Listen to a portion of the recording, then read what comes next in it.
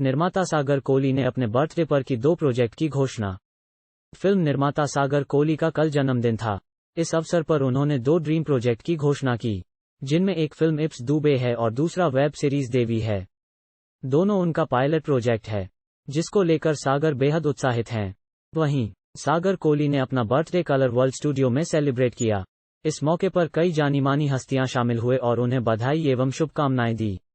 बता दें कि फिल्म इप्स दुबे और वेब सीरीज देवी को कलर वर्ल्ड फिल्म्स और 7 मैरी फिल्म्स प्रोड्यूस कर रही है। इसके डायरेक्टर शमीम सईद होंगे और म्यूजिक डायरेक्टर राज सेन हैं। शमीम ने ही इस प्रोजेक्ट की कहानी लिखी है, जिसका निर्माण बड़े पैमाने पर किया जाएगा।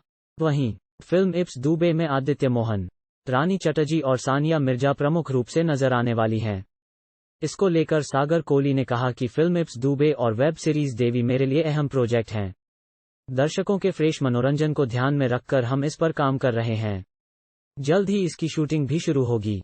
सागर ने अपने जन्मदिन पर मिली बधाई और शुभकामनाओं के लिए सबों का आभार भी व्यक्त किया और कहा कि मेरे दिन को स्पेशल बनाने के लिए सबों को सहृदय धन्यवाद।